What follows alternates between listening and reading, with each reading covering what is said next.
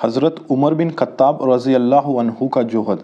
हज़रत सालिम बिन अब्दुल्ला रहमतुल्लाहि अलैह कहते हैं, जब हज़रत उमर रज़ी अल्लाह अन्हु खलीफा बने तो उन्होंने हज़रत अबू बकर रज़ी अल्लाह अन्हु वाले उसी वजीफ़ा को काफ़ी समझा जो सहाबा रज़ी अल्लाह अन्हु ने उनके लिए मुकर्रर किया था। चुनांचे वह कुछ दिनों तक उतना ही लेते रहे, लेकिन वह उनकी ज़रूरत से कम था, इसीलिए उनके गुज़र में तंगी होने लगी। तो मुहाजिरीन की एक जमात इकट्ठी हुई जिनमें हज़रत उस्मान रज़ी अल्लाह अन्हु, हज़रत अली रज़ी अल्लाह अन्हु, हज़रत तलहा रज़ी अल्लाह अन्हु और हज़रत ज़ुबैर रज़ी अल्लाह अन्हु भी थे। हज़रत ज़ुबैर रज़ी अल्लाह अन्हु ने कहा, अगर हम हज़रत उमर रज़ी अल्लाह अन्हु से कहे कि हम आपके वजीफ़े में बढ़ाना चाहते हैं तो यह कैसा रहेगा? हज़रत अली रज़ी अल्लाह अन्हु ने कहा, हम तो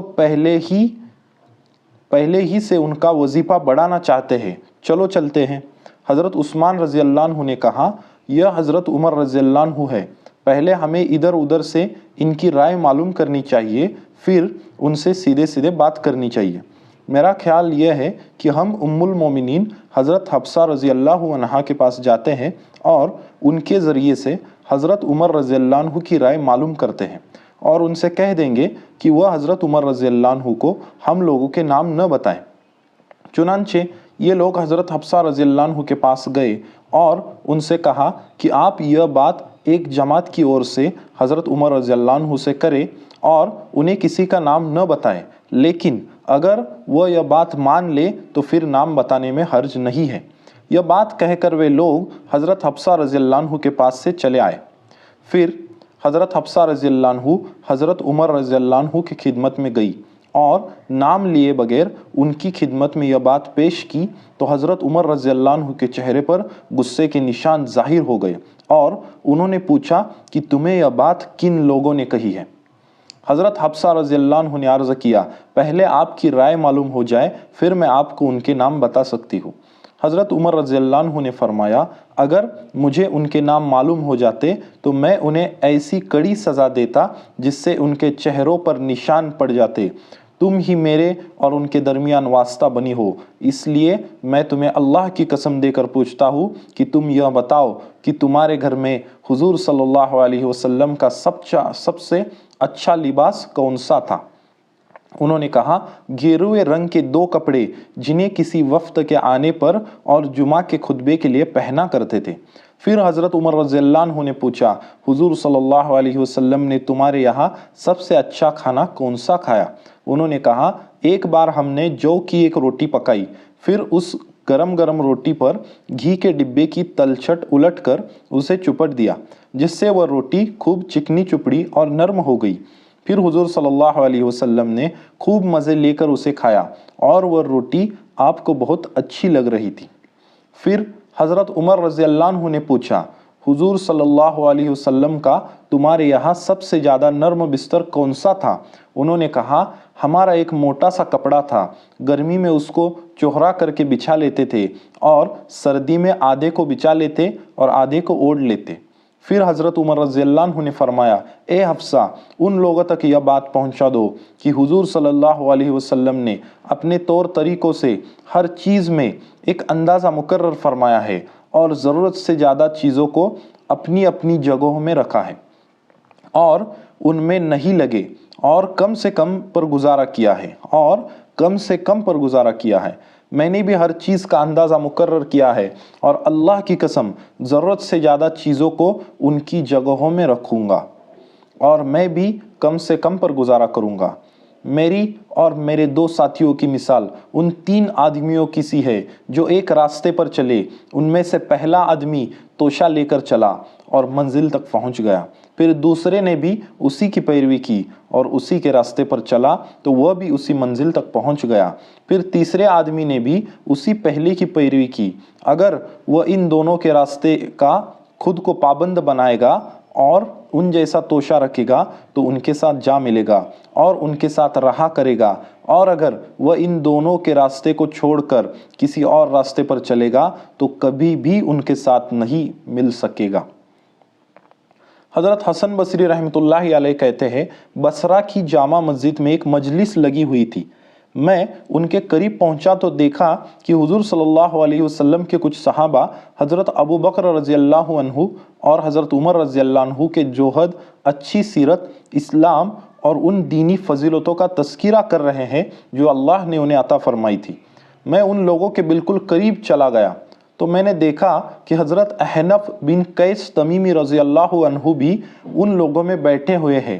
میں نے سنا وہ اپنا قصہ یوں بیان کر رہے تھے کہ ہمیں حضرت عمر بن خطاب رضی اللہ عنہ نے ایک جماعت کے ساتھ عراق بھیجا۔ اللہ نے ہمیں عراق اور فارس کے الگ الگ شہروں پر جیت دلائی۔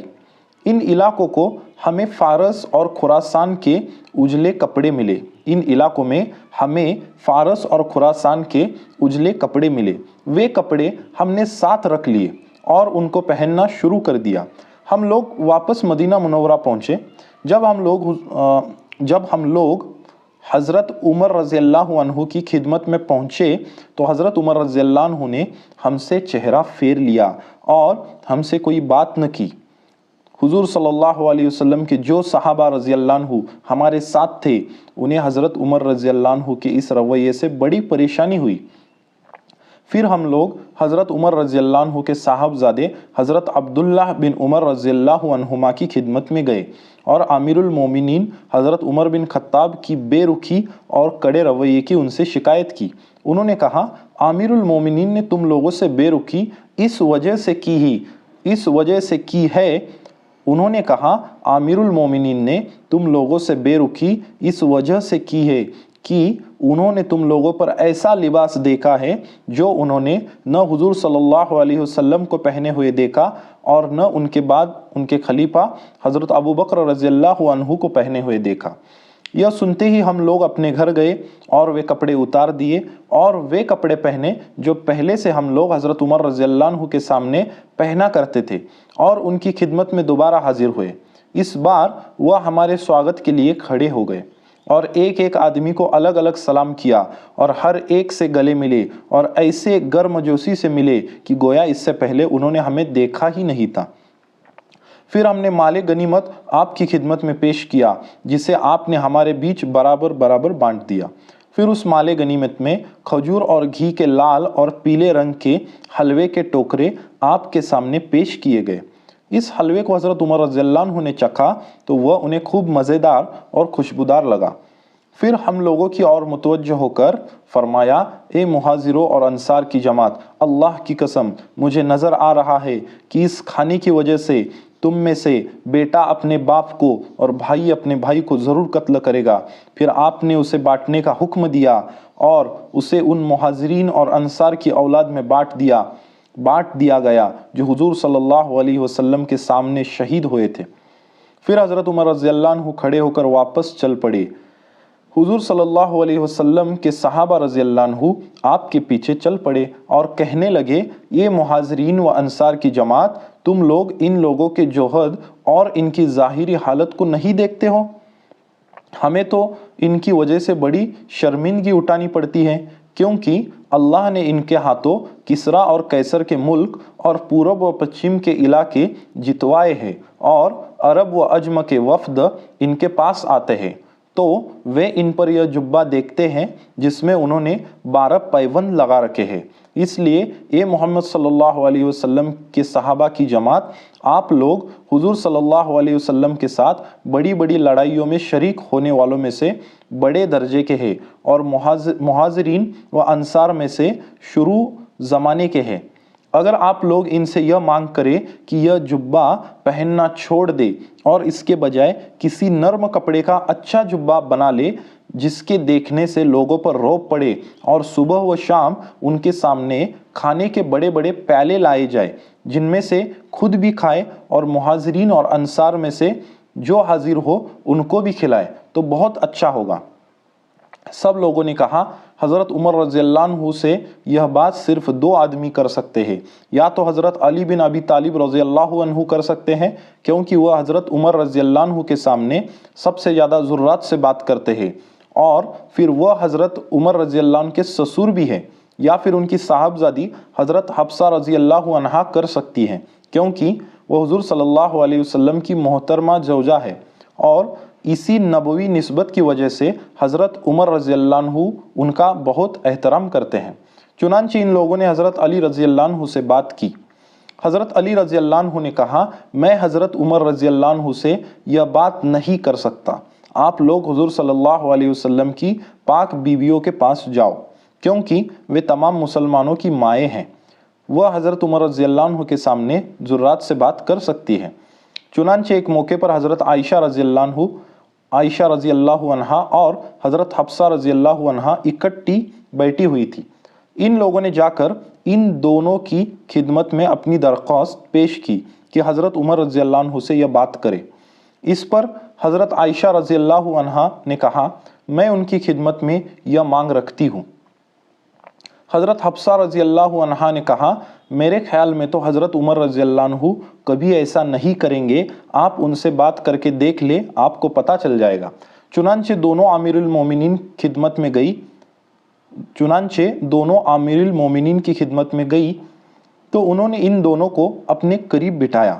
حضرت عائشہ رضی اللہ عنہا نے کہا، اے امیر المومنین، اگر اجازت ہو تو میں آپ سے کچھ بات کروں؟ حضرت عمر رضی اللہ عنہ نے کہا، اے ام المومنین، ضرور کرو۔ حضرت عائشہ رضی اللہ عنہا نے کہا، حضور صلی اللہ علیہ وسلم اپنے راستے پر چلتے رہے اور آخرکار اللہ کی جنت اور خوشنودی ان کو حاصل ہو گئی۔ نہ آپ دنیا حاصل کرنا چاہتے تھے اور نہ ہی دنیا آپ کے پاس آئی، اور پھر اسی طرح ان کے بعد حضرت ابو بکر رضی اللہ عنہ ان کے راستے پر چلے اور انہوں نے حضور صلی اللہ علیہ وسلم کی سنتوں کو زندہ کیا اور جھٹلانے والوں کو ختم کیا اور باطل والوں کی تمام دلیلوں کا منہ توڑ جواب دیا۔ انہوں نے تمام رعایا میں انصاف کیا اور مال سب میں برابر بانٹ دیا اور مخلوق کے رب کو راضی کیا۔ پھر اللہ نے ان کو اپنی رحمت اور خوشنودی کی اور اٹھا لیا اور رفیق اعلیٰ میں اپنے نبی کے پاس پہنچا دیا۔ رفیق اعلیٰ سے مراد حضرت انبیاء کرام علیہ السلام کی جماعت ہے جو اعلیٰ علیین میں رہتے ہیں۔ نہ وہ دنیا حاصل کرنا چاہتے تھے اور نہ ہی دنیا ان کے پاس آئی، لیکن اب اللہ نے آپ کے ہاتھوں کسریٰ اور قیصر کے خزانے اور ملک جتوائے ہیں، اور ان دونوں کے خزانے وہاں سے آپ کی خدمت میں پہنچا دیے گئے ہیں، اور پورب و پشچم کے آخری علاقے بھی آپ کے ماتحت ہو گئے ہیں۔ بلکہ ہمیں تو اللہ سے امید ہے کہ وہ اس سلسلے کو اور بڑھائیں گے اور اسلام کو اور زیادہ مضبوط فرمائیں گے۔ اب اجمی بادشاہوں کے قاصد اور عرب کے وفد آپ کے پاس آتے ہیں، اور آپ نے یہ جبہ پہن رکھا ہے جس میں آپ نے 12 پیوند لگا رکھے ہیں۔ اگر آپ مناسب سمجھے تو اسے اتار دے اور اس کی جگہ نرم کپڑے کا اچھا جبہ پہن لے، جس کے دیکھنے سے لوگوں پر رعب پڑے، اور صبح و شام آپ کے سامنے کھانے کے بڑے بڑے پیالے لائے جائیں جن میں سے آپ بھی کھائیں اور مہاجرین اور انصار میں سے جو حاضر ہو ان کو بھی کھلائیں۔ یہ سن کر حضرت عمر رضی اللہ عنہ بہت روئے، پھر فرمایا، میں تمہیں اللہ کی قسم دے کر پوچھتا ہوں، کیا تمہیں معلوم ہے کہ حضور صلی اللہ علیہ وسلم نے اپنی وفات تک لگاتار 10 دن یا 5 دن یا 3 دن گیہوں کی روٹی پیٹ بھر کر کھائی ہو، یا کسی دن دوپہر کا کھانا بھی کھایا ہو اور رات کا بھی؟ حضرت عائشہ رضی اللہ عنہ نے کہا نہیں۔ پھر ان کی اور متوجہ ہو کر حضرت عمر رضی اللہ عنہ نے فرمایا، کیا تمہیں معلوم ہے کہ کبھی حضور صلی اللہ علیہ وسلم کے سامنے زمین سے ایک بالش تو اونچے دسترخوان پر کھانا رکھا گیا ہو، بلکہ آپ کے فرمانے پر کھانا زمین پر رکھا جاتا تھا اور فارغ ہونے کے بعد دسترخوان اٹھا لیا جاتا تھا؟ حضرت عائشہ رضی اللہ عنہا اور حضرت حفصہ رضی اللہ عنہا دونوں نے کہا، ہاں ایسے ہی ہوتا تھا۔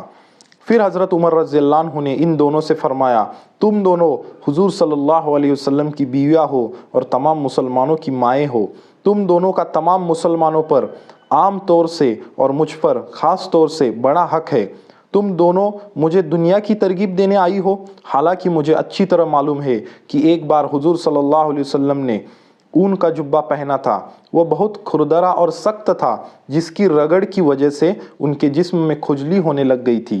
کیا تمہیں بھی یہ بات معلوم ہے؟ دونوں نے کہا، جی ہاں معلوم ہے۔ پھر فرمایا، کیا تمہیں معلوم ہے کہ حضور صلی اللہ علیہ وسلم ایک ہرے چننے پر سویا کرتے تھے، اور اے عائشہ تمہارے گھر ایک بوریا تھا جسے حضور صلی اللہ علیہ وسلم دن میں بچھونا اور رات کو بستر بنا لیا کرتے تھے۔ جب ہم آپ کی خدمت میں حاضر ہوتے تو آپ کے جسم پر اس بوریوں کے نشان ہمیں نظر آیا کرتے تھے۔ اور اے حفصہ رضی اللہ عنہا، اب تم سنو، تم نے ہی مجھے ایک بار بتایا تھا کہ تم نے حضور صلی اللہ علیہ وسلم کے لیے ایک رات بستر دوہرا کر کے بچھا دیا تھا، جو آپ کو نرم محسوس ہوا۔ آپ اس پر سو گئے اور ایسے سوئے کہ حضرت بلال رضی اللہ عنہ کی اذان پر آپ کی آنکھ کھلی تو آپ نے تم سے فرمایا تھا، اے حفصہ یہ تم نے کیا کیا؟ آج رات تم نے میرا بستر دوہرا کر کے بچھایا تھا، جس کی وجہ سے میں صبح صادق تک سوتا رہا۔ مجھے دنیا سے کیا واسطہ؟ تم نے نرم بستر میں مجھے لگا دیا، جس کی وجہ سے میں تہجد میں نہ اٹھ سکا۔ اے حفصہ کیا تمہیں معلوم نہیں کہ حضور صلی اللہ علیہ وسلم کے اگلے پچھلے تمام گناہ معاف ہو چکے تھے، لیکن پھر بھی آپ دن بھر بھوکے رہتے اور رات کا اکثر حصہ سجدے میں گزارتے۔ ساری عمر یوں ہی رکوع اور سجدے میں رونے دھونے اور گڑ گڑانے میں گزار دی، یہاں تک کہ اللہ نے ان کو اپنی رحمت اور خوشنودی کی اور اٹھا لیا۔